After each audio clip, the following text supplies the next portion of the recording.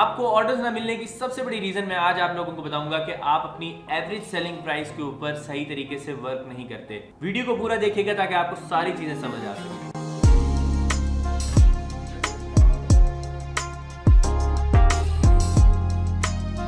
अस्सलाम वालेकुम फ्रेंड्स, मेरा नाम सुभान तारिक है और आप देख रहे हैं लेट्स अनकवर। तो आज की वीडियो के अंदर मैं आप लोगों को ये बताने लगा हूं कि अगर आप लोगों को ऑर्डर्स नहीं मिल रहे, पहले ऑर्डर्स आ रहे थे अब ऑर्डर्स नहीं मिल रहे, कम हो गए ऑर्डर्स आना, या आपकी गिग बहुत ज्यादा सर्च में पीछे चली गई है, उसकी जो रीजंस हैं वो क्या है।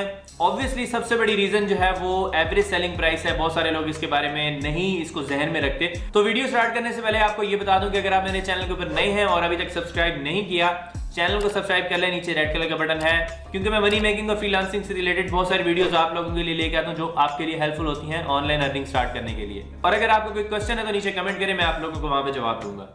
एवरेज सेलिंग प्राइस का मतलब यह है कि आपकी गिग्स कितनी प्राइस के ऊपर एक एवरेज में सेल हो रही है, या फिर वो उसकी अमाउंट $5 हो सकती है या $10 हो सकती है, या फिर अगर आपकी $10 प्राइस है और आपने कुछ ऑर्डर 5 के किए हैं, कुछ ऑर्डर आपने $10 के किए हैं, तो आपको जो एवरेज सेलिंग प्राइस है वो कहीं 6 या 5, 7 या कहीं यहीं पे ही एडजस्ट हो जाता है।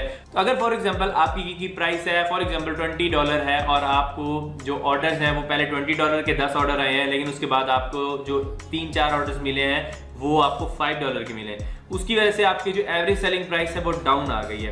एवरेज सेलिंग प्राइस डाउन आने की वजह से जो आपके ऑर्डर्स की रेशियो थी वो भी कम हो गई है। पहले आपको ज्यादा ऑर्डर्स मिलते थे लेकिन अब आपको कम ऑर्डर्स मिलने लग गए हैं। इसकी रीजन मैं आप लोगों को यहाँ पे आज थोड़ा सा समझा देता हूँ। आपने देखना है कि आपका जो कंपेटिटर है वो किस चीज के कितनी प्राइस के ऊपर अपनी सर्विस को सेल कर रहा है। फॉर एग्जाम्पल आपके जो कंपेटिटर की सर्विस है और आपकी सर्विस है वो दोनों सेम है, और वो बंदा जो सेल कर रहा है उसकी प्राइस है $50 और आपकी जो सर्विस की प्राइस है वो है $25। आपने उससे मतलब कि आपकी 50% लोअर है उसकी प्राइस से। तो इसका नुकसान आप लोगों को ये होगा कि उसको एक ऑर्डर मिलेगा, तो जब भी कोई ऑर्डर मिलता है किसी गिग के ऊपर तो फाइवर उसकी गिग की रैंकिंग को ऊपर ले जाता है। तो अगर आपकी गिग के ऊपर $25 का एक ऑर्डर आया है, उसकी गिग के ऊपर एक ऑर्डर आया $50 का, उसकी गिग ऑटोमेटिकली ऊपर चली जाएगी आपसे, क्योंकि उसके पास ज्यादा प्राइस का ऑर्डर आया है। और अगर यहाँ पे आपके पास 2 ऑर्डर आए हैं $25 के और उसके पास $50 का एक ऑर्डर आया, यहाँ पे आप इक्वल है।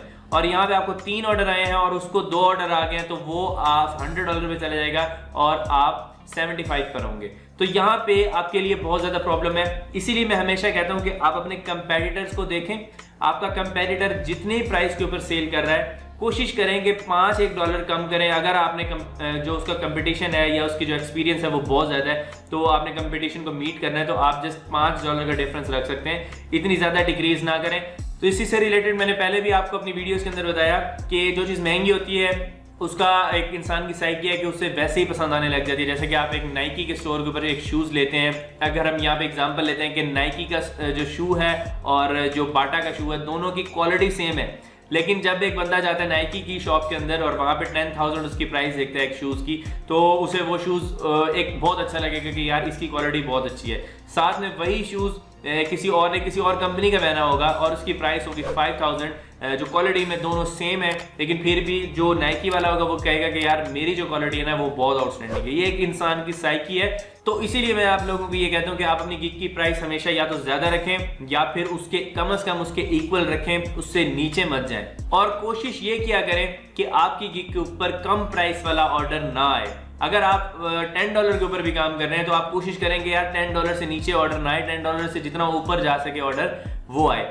एवरेज सेलिंग प्राइस जहां पे सेट हो जाएगी उससे नीचे जाएगी, तो अगर आपके कंपेटिटर की एवरेज सेलिंग प्राइस ऊपर जा रही है तो उसकी गिग ऑटोमेटिकली वहां पे रैंक हो जाएगी।